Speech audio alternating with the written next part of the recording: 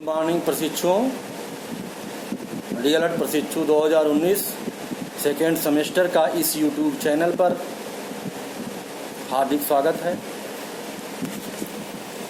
जैसा कि हम पिछली कक्षाओं में तुगलक वंश के बारे में अध्ययन किए थे, आज हम लेकर आए हैं दक्षिण में विजय साम्राज्य की स्थापना। इसके बारे में चर्चा करेंगे। अलाउद्दीन खिलजी के काल में दक्षिण भारत में हिंदू धर्म एवं संस्कृति पर गहरा आघात हुआ था। धीरे धीरे हिंदुओं ने अपनी आत्मरक्षा, धर्म तथा संस्कृति की रक्षा के लिए विरोध प्रदर्शित करना शुरू कर दिया। दक्षिण भारत के प्रख्यात संत एवं विद्वान माधव विद्यारण्य ने इस कार्य में अत्यधिक योगदान दिया। विजयनगर साम्राज्य की स्थापना के पीछे दक्षिण भारत में हिंदू पुनर्जागरण की भावना मुख्य रूप से थी। मोहम्मद तुगलक के काल में व्याप्त अराजकता और विद्रोह ने इस आंदोलन को गति प्रदान किया। विजयनगर साम्राज्य की स्थापना का श्रेय हरिहर एवं बुक्का नामक दो भाइयों को दिया जाता है। इनके पिता का नाम संगम था, इसलिए इनका राजवंश संगम राजवंश के नाम से भी जाना जाता है। मोहम्मद तुगलक ने वारंगल पर आक्रमण किया और राज्य को जीत लिया। दोनों भाइयों को बंदी बनाकर दिल्ली भेज दिया गया। सुल्तान इनकी सेवा तथा योग्यता से प्रभावित हुआ और इन्हें सेना में नौकरी दे दी। दक्षिण भारत में विद्रोहों को दबाने के लिए दोनों भाइयों को भेजा गया, जहां वे दक्षिण भारत के प्रसिद्ध संत माधव विद्यारण्य के संपर्क में आए। यहाँ उन्हें हिंदू संस्कृति की रक्षा करने की प्रेरणा मिली। उन्होंने होयसल राज्य, आधुनिक मैसूर के क्षेत्र को जीता और 1336 ईस्वी में हरिहर ने तुंगभद्रा नदी के दक्षिणी तट पर इन्होंने हम्पी अस्तिनावती राज्य की नींव डाली।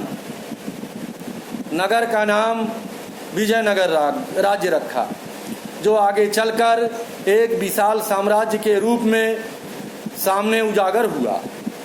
हरिहर प्रथम विजयनगर का प्रथम शासक हरिहर प्रथम था।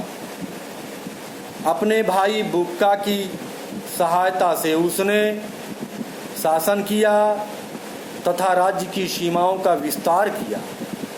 उसने थोड़े समय में ही राज्य को उत्तर में किसड़ा नदी से लेकर दक्षिण में कावेरी नदी तक और पूर्व एवं पश्चिम में समुद्र तट तक विस्तृत कर दिया। इस प्रकार उसने एक सशक्त शासन स्थापित किया। बुक्का अपने भाई हरिहर की मृत्यु के पश्चात बुक्का विजयनगर का शासक बना। बुक्का के काल में विजयनगर का बहमनी राज्य के साथ परंपरागत संघर्ष प्रारंभ हो गया। बुक्का ने मदुरा के मुस्लिम राज्य को जीतकर अपना राज्य सुदूर दक्षिण में रामेश्वरम तक फैला दिया।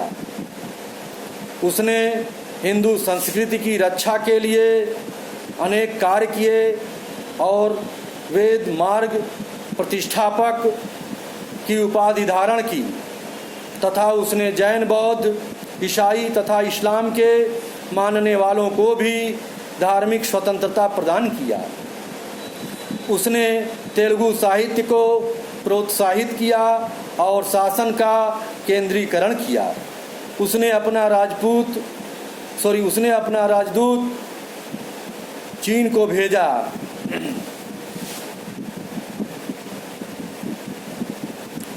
हरिहर द्वितीय लगभग 1337 ईस्वी में शासक बना। इसने महाधिराज की उपाधि धारण की। इसने मैसूर, कांजीवरम, चिंगलपुर, त्रिचनापल्ली आदि नगरों पर विजय प्राप्त की। उसका बहमनी राज्य के साथ युद्ध हुआ। उसने अपना अधिकांश समय शासन को सुसंगठित करने और धार्मिक कार्यों में लगाया। उसने अनेक हिंदू मंदिर बनवाए तथा उदारतापूर्वक दान दिए। प्रसिद्ध विद्वान सायण उसके राज्य का प्रधानमंत्री था। 1406 ईस्वी में हरिहर द्वितीय की मृत्यु के पश्चात उसके पुत्र में राजगद्दी के लिए संघर्ष हुआ। विरूपाक्ष प्रथम, बुक्का द्वितीय तथा देवराज प्रथम शासक हुए। इसके बाद रामचंद्र तथा वीर विजय राजा बने।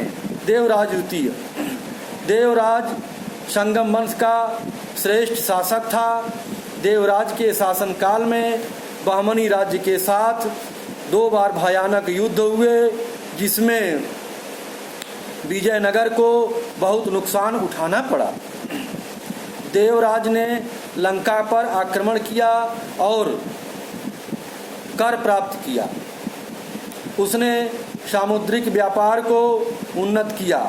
उसने साहित्य और शैव मत को प्रश्रय दिया। संगम वंश का अंत।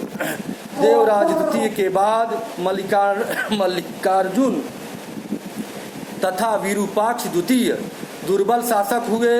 अंत में तेलंगाना के चंदगिरी के सामंत नरसिंह सालू ने लगभग 1486 में राज्य पर अधिकार कर लिया और विजयनगर में सालू राजवंश की नींव डाली।